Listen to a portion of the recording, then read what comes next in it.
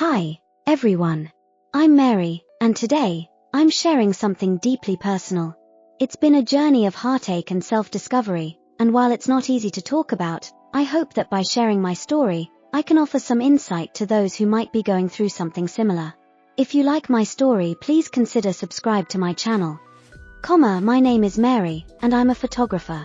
Capturing moments, freezing time in frames, it's my passion, my outlet.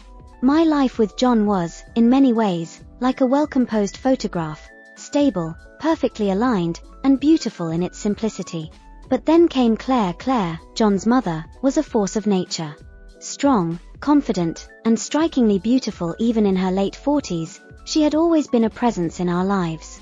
When John and I got married, I was excited to become a part of her family. Claire had recently come out as a lesbian, a revelation that shook the family but didn't change the respect I had for her. In fact, it made me admire her even more. She was a woman who had lived her life according to society's expectations for so long, but after the death of her husband, she decided to embrace her true self. It was an act of bravery that I couldn't help but respect. Little did I know, this admiration would evolve into something far more complicated. It all started innocently enough. Claire and I would often spend time together, just the two of us, especially when John was busy with work. She was easy to talk to, and I found myself opening up to her in ways I never had with anyone else. We talked about life, love, art, and everything in between. But there was something more that I couldn't quite put my finger on, an undercurrent of tension that made my heart race whenever we were alone. Then came the weekend that changed everything. John had to leave for a work trip, and Claire decided to stay with me for a few days to keep me company. I was thrilled at the idea of spending time with her, but also nervous, though I couldn't understand why. The first night, after a lovely dinner and a couple of glasses of wine, we found ourselves sitting on the couch, talking late into the night as usual. The conversation turned personal, more intimate than it ever had before.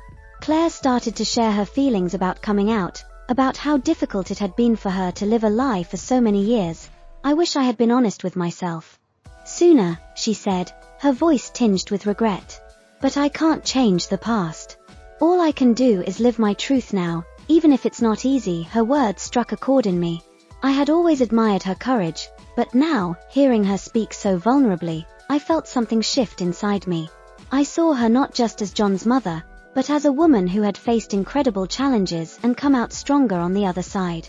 It was a strength I envied, a strength I found incredibly attractive. As the night wore on, the conversation grew quieter, more loaded with unspoken words.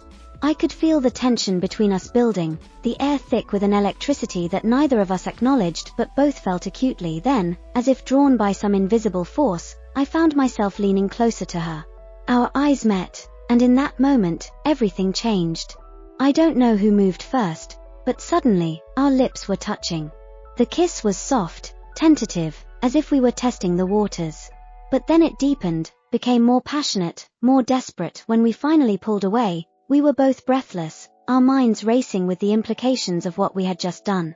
This wasn't just a kiss, this was a crossing of boundaries that neither of us could ignore. The next few days were a blur of confusion and guilt.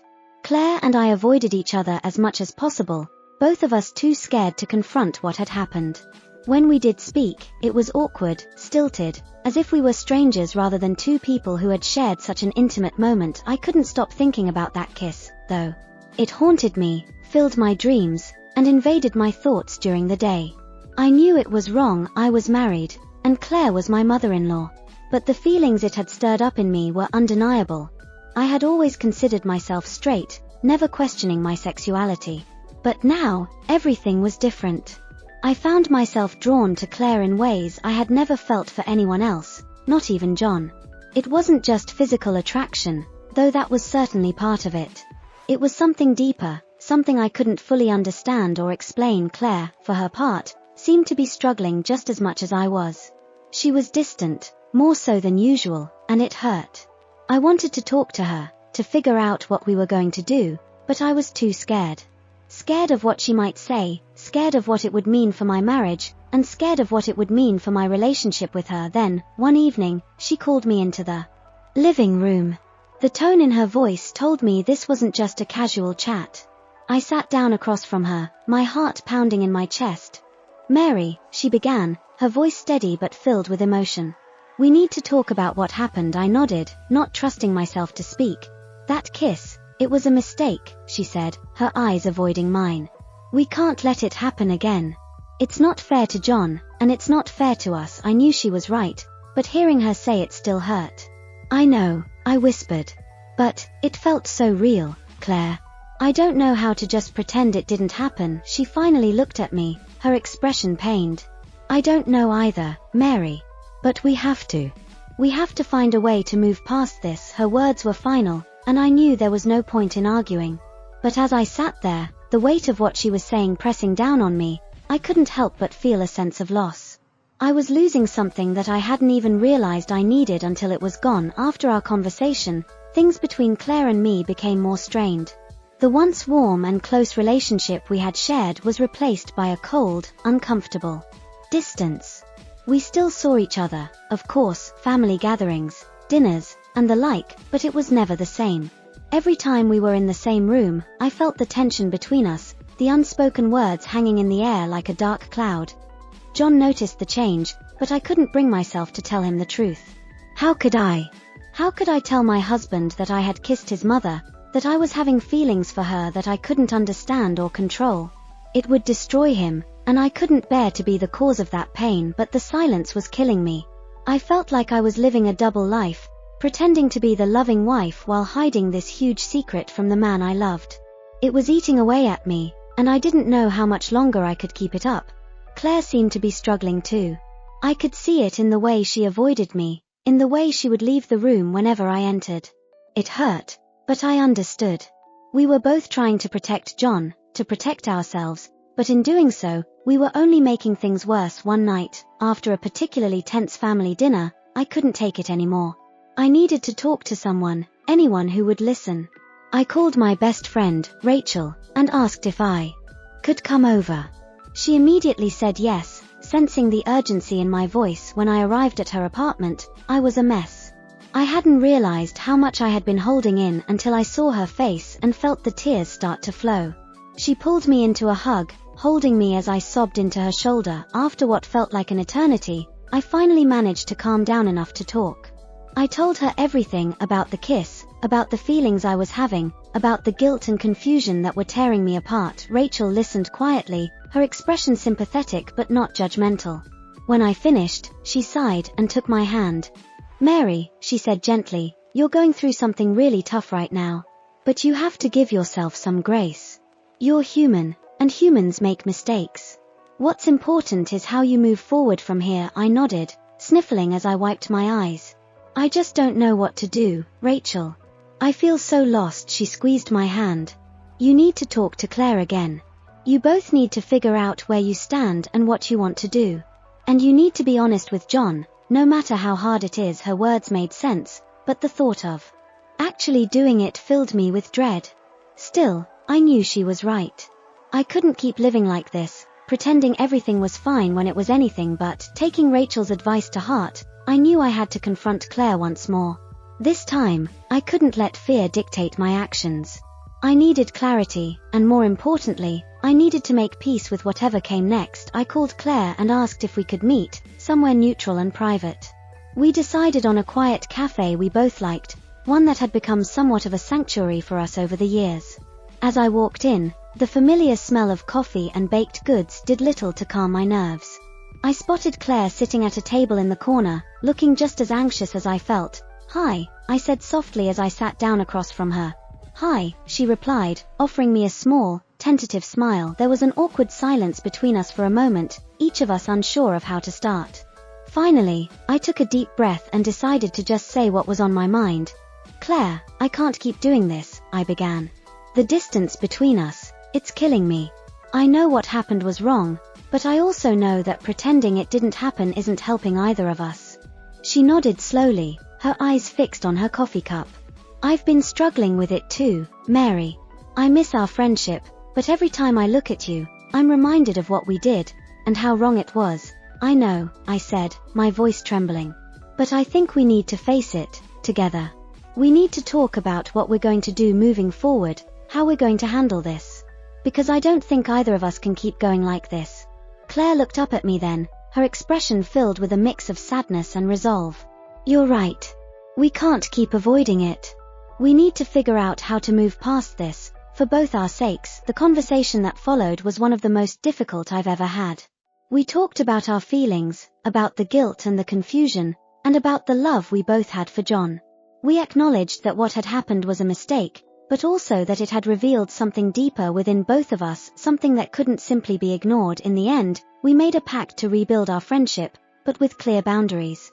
We agreed that we needed to be honest with John, but in a way that wouldn't hurt him unnecessarily. It was a fragile plan, but it was the best we could come up with given the circumstances. After we parted ways, I felt a strange mix of relief and anxiety. The weight of the secret was still there, but it was lighter somehow, knowing that Claire and I were on the same page. Now, the hardest part was yet to come. Telling John was, without a doubt, the hardest thing I've ever had to do. As I sat across from him in our living room, my heart felt like it was going to explode. I had rehearsed what I was going to say 1,000 times, but now that the moment was here, the words felt stuck in my throat. John, I began, my voice barely above a whisper. There's something I need to tell you, something I should have told you a long time ago. He looked at me, his expression a mix of concern and confusion. What is it, Mary? You're scaring me. I took a deep breath, trying to steady myself. It's about your mom, about Claire. The look in his eyes shifted to one of alarm, and I knew there was no turning back now. I had to tell him the truth, no matter how much it hurt. I kissed her, John. A few months ago, when you were away on that work trip. It was just a kiss, but it's been eating me up inside ever since. For a moment, there was nothing but silence. The world seemed to stand still as I watched his face, waiting for his reaction. When he finally spoke, his voice was barely audible. You kissed my mom, he repeated, as if he couldn't quite believe what he was hearing. I nodded, tears streaming down my face. I'm so sorry, John. I never meant for it to happen, and I've regretted it every day since. But I had to tell you. I couldn't keep lying to you. His face went through a myriad of emotions: shock, anger, betrayal. I could see the pain in his eyes, and it broke my heart to know that I was the cause of it. How could you do this to me, Mary? He finally said, his voice filled with hurt. How could you do this to us? I don't know, I sobbed, my voice breaking. It was a mistake, a moment of weakness. But it's over now, I swear. Claire and we've agreed to move past it, to rebuild our friendship and set boundaries. But I couldn't live with myself if I didn't tell you. He was silent for a long time, his eyes staring into the distance as he processed what I had told him. When he finally looked at me, his expression was one of deep sadness. I need some time, Mary, he said quietly. I need to think about this, about what it means for us. I nodded, understanding that he needed space. I couldn't blame him. I had shattered the trust we had built, and I knew it would take time to even begin to repair it. As I watched him walk out of the room, the weight of what I had done settled heavily on my shoulders. I knew that things would never be the same between us, but I also knew that I had done the right thing by telling him the truth. The days that followed were some of the most painful of my life. John and I lived in a state of limbo, neither of us knowing what the future held. We still shared the same house, the same space, but it felt like we were a million miles apart. He was distant, understandably so. We spoke only when necessary, and even then, the conversations were brief and stilted. I tried to give him the space he needed, but it was hard. Every time I saw him, the guilt and regret washed over me anew. Claire, too, was going through her own turmoil. She called me a few times, checking in, but our conversations were brief. She was struggling with her own guilt, knowing that she had played a part in the rift between John and me. We both knew that there was no easy fix for what had happened, no simple solution that would make everything better. Then, one day, John came to me and said we needed to talk. My heart raced as I followed him into the living room, bracing myself for whatever was coming next. Mary, he began, his voice steady but somber, I've been doing a lot of thinking, about us, about what happened. I nodded, waiting for him to continue. I'm hurt, Mary. More than I can even put into words. But I also know that people make mistakes. I don't know if I can ever fully forgive what happened, but I'm willing to try. If you're willing to put in the work, I am too. Tears filled my eyes as I listened to his words. I am, John. I want to fix this. I want to fix us, he nodded, a small, sad smile on his face. It's going to take time, and things won't be the same as they were before. But if we're both committed to it, I think we can get through this. It was a glimmer of hope, and I clung to it with everything I had. I knew the road ahead would be difficult, but I was willing to do whatever it took to make things right again. Rebuilding our relationship was a slow and painful process. Trust, once broken, isn't easily mended. There were days when we took 2 steps forward and others when we took 3 steps back. But through it all, we kept trying. We went to therapy together, which helped us open up in ways we hadn't before. We talked about our fears, our insecurities, and the underlying issues that had led to the situation with Claire. It was difficult, often heartbreaking work, but it was necessary. Claire, too, was a part of this process. She and John had a long, difficult conversation about what had happened. It wasn't easy, and there were a lot of tears and anger, but in the end, they both realized that they needed to find a way to move forward. Claire apologized profusely, expressing her regret and her commitment to rebuilding her relationship with John. Over time, the distance between us began to shrink. John and I started to reconnect, slowly but surely. We found new ways to spend time together, to rebuild the bond we had once shared. It wasn't always easy, and there were moments of doubt and frustration, but we kept pushing forward. Claire and I, too, started to rebuild our friendship. It was a delicate process, and we both knew that things would never be exactly the same as they were before.